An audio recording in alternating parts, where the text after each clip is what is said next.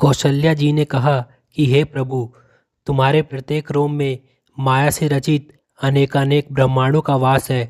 अत्यंत धीर बुद्धि वाले विवेकी लोगों की बुद्धि भी स्वीकार नहीं कर सकेगी कि आप मेरे घर में कैसे आ गए। प्रभु, आपका यह विराट रूप हमसे देखा नहीं जा रहा है। कृपा कर आप बालकों वाली लीला कीजिए ताकि मैं आपको हृदय से लगा सकूं। भगवान रोने लगे और उनका रोना ही अयोध्या के आनंद का कारण हो गया। तुलसीदास जी को लगा कि अब तो वाद बजने लगेंगे, शोर शराबा हो जाएगा, जरा इनके बारे में एक अर्धाली तो लिख दें। तब बोले, यह चरित जे गावई हरिपद पावई ते ना परई भवकू। अर्थात इनके दिव्य चरित को जो लोग गाएंगे, सुनेंगे अथवा इनकी लीलाओं का अनुमोदन करेंगे, वह लोग इस संसार के कूप में ना फंसकर आनंद के उस महासागर में डूब जाएंगे जहाँ से कोई पुनः लौटने की इच्छा नहीं करता है। शिशु के रुदन का स्वर सुनकर सारी दासियां और रानियां आनंद में इधर उधर दौड़ती दिखाई देने लगी। जब दशरथ जी ने सुना कि पुत्र का जन्म हुआ है तो भक्त दशरथ जी को उस दिन ज्ञानियों वाला सुख मिला। दशरथ पुत्र जन्म सुनी काना, मानव ब्रह्मानंद समाना। दशरथ जी को पहली बार ब्रह्मानंद के सुख का अनुभव हुआ। उन्होंने अपनी बुद्धि को धैर्य बंधाकर स्वयं को स्थिर किया। बाजे बजने लगे।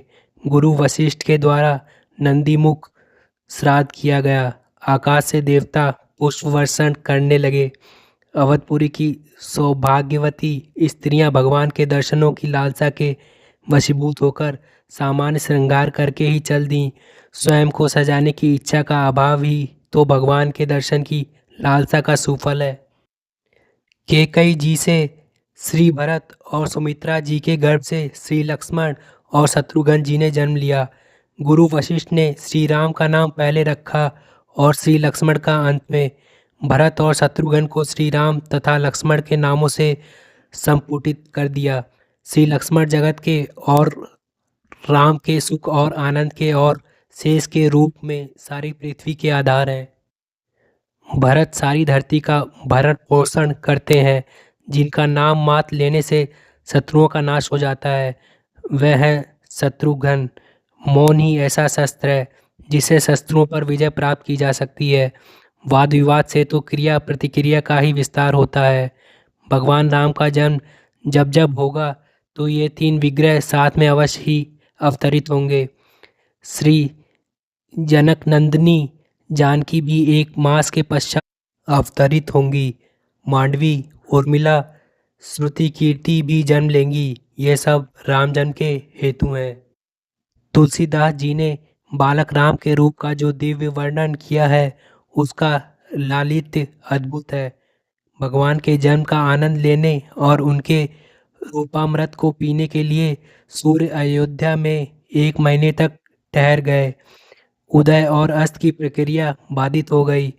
विस्मृति में ही तो स्मृति की साधना का परम सुख है।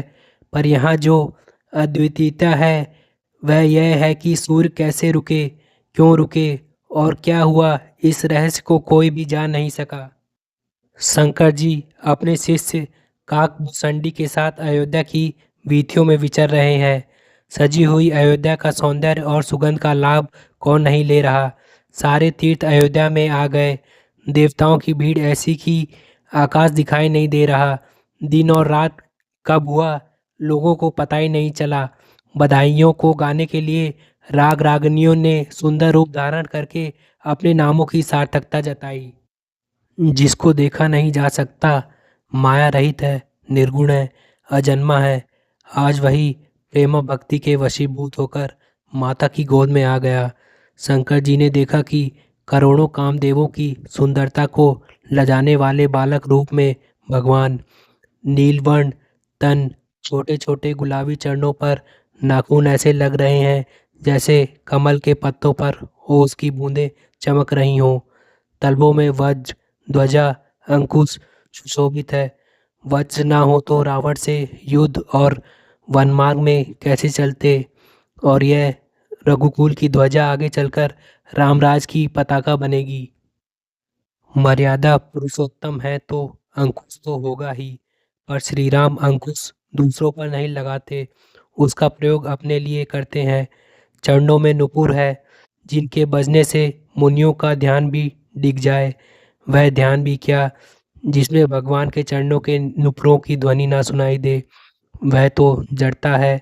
ध्यान योग तब बनता है जब वह भगवान के लिए हो और उनका रूप, स्वर, सुगंध, चाल, हंसना बोलना सब अनुभव हो।